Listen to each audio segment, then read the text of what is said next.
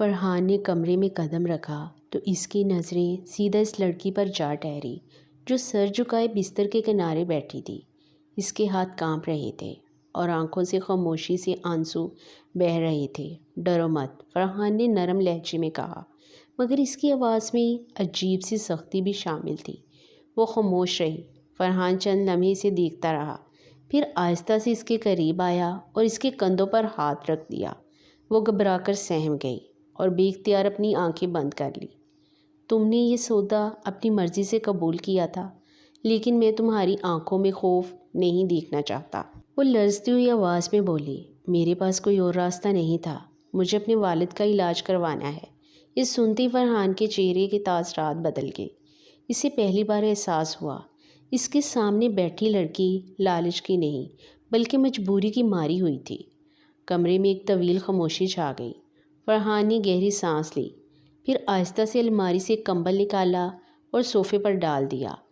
آج رات تم آرام سے سو جاؤ، میں تمہیں کسی چیز پر مجبور نہیں کروں گا۔ وہ حیرت سے اس کی طرف دیکھنے لگی۔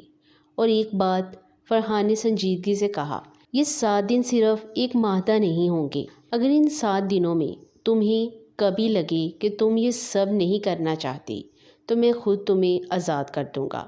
اس کی آنکھوں سے آنسو پھر بہنے لگے، مگر اس بار ان آنسوؤں میں خوف سے زیادہ حیرت اور سکون شامل تھا۔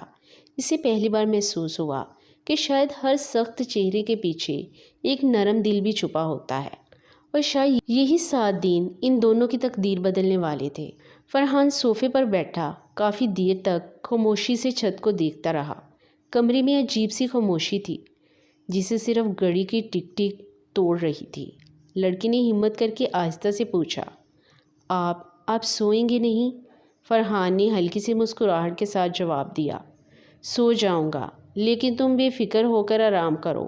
وہ حیران تھی، جس شخص نے چند گھنٹے پہلے سخت شرط رکھی تھی وہ اب اتنا بدلا ہوا کیوں لگ رہا تھا۔ اگلی صبح جب اس کی آنکھ کھلی تو کمرے میں فرحان موجود نہیں تھا۔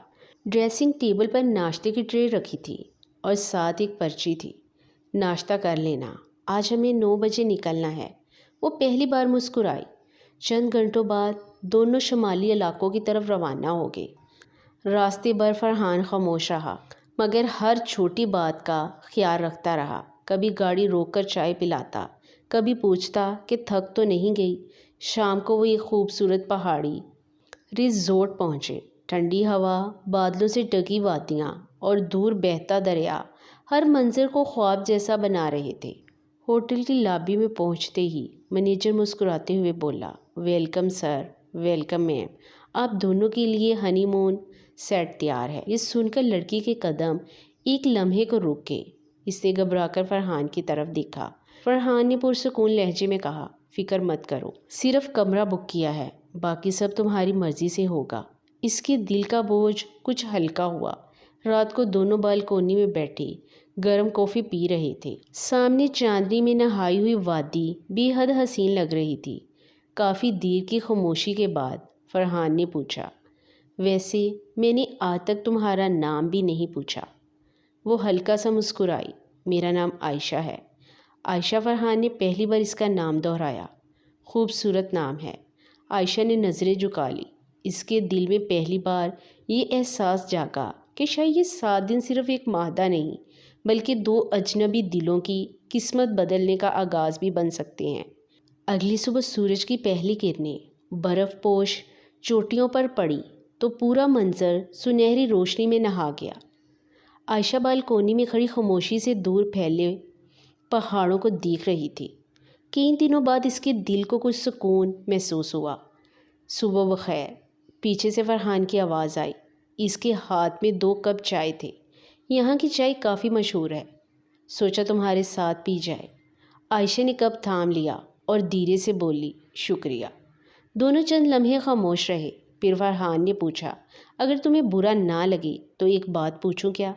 پوچھیں، اتنی بڑی قربانی دینے پر آخر کون سی مجبوری تھی کیا؟ عائشہ کی آنکھیں نم ہو گئیں۔ اس نے نظریں جھکا لی۔ امی بہت پہلے دنیا سے چلی گئی تھی۔ ابو کے گردے خراب ہیں۔ علاج کے لیے ہر دروازہ کھٹکھٹایا مگر کہیں سے مدد نہیں ملی۔ آخر میں مجھے یہی راستہ نظر آیا۔ فرحان خاموشی سے سنتا رہا۔ پہلی بار اسے اپنی شرط پر شرمندگی محسوس ہوئی۔ اسی وقت فرحان کے فون کی گھنٹی بجی۔ سر، ہسپتال سے بات ہو گئی ہے، مریض کا علاج آج ہی شروع ہو سکتا ہے، لیکن ایڈوانس جمع کرانا ہوگا۔ فرحان نے فوراً جواب دیا، آج ہی رقم جمع کروا دو، علاج میں کوئی کمی نہیں ہونی چاہیے۔ عائشہ نے حیرت سے اس کی طرف دیکھا۔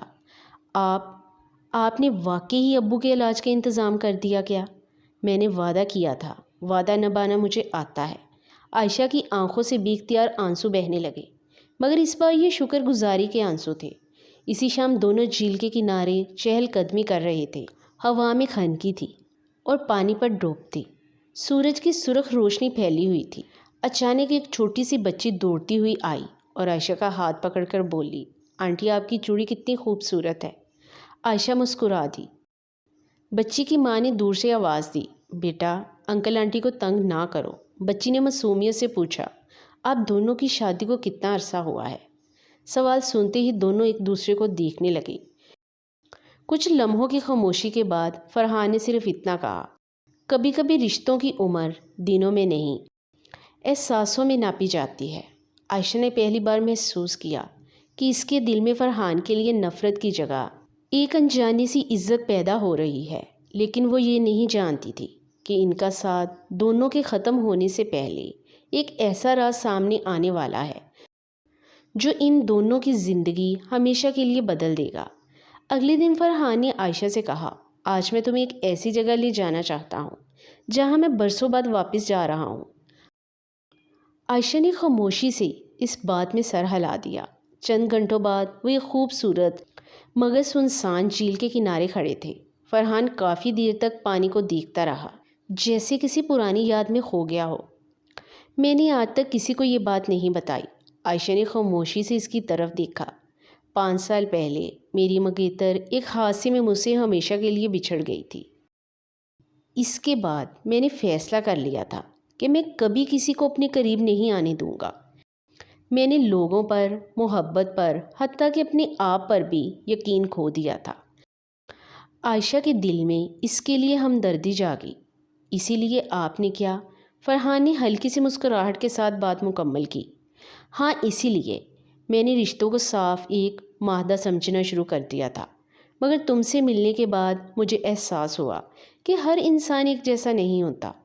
عائشہ نے آہستہ سے کہا، دکھ انسان کو بدل تو دیتا ہے، لیکن ہمیشہ کے لیے پتھر نہیں بناتا۔ فرحان نے پہلی بار دل سے مسکرایا۔ اسی لمحے اس کے فون پر کال آئی۔ سر، ایک مسئلہ ہو گیا ہے۔ کیا ہوا؟ کیا؟ آپ کے چچا نے کمپنی کے بورڈ کو بتا دیا ہے کہ آپ نے خفیہ طور پر شادی کر لی ہے۔ وہ چاہتے ہیں کہ آپ فوراً واپس آئیں، ورنہ آپ کی CEO کی پوزیشن ختم کروا دیں گے۔ فرحان کا چہرہ سنجیدہ ہو گیا۔ میں کل واپس آ رہا ہوں۔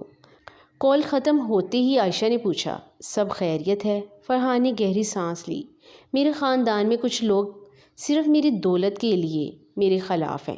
اگر انہیں معلوم ہو گیا کہ ہماری شادی صرف 7 دن کے معاہدے کے لیے ہے تو وہ نہ صرف مجھے بلکہ تمہیں بھی نقصان پہنچانے کی کوشش کر سکتے ہیں۔ عائشہ گھبرا گئی۔ تو اب کیا ہوگا؟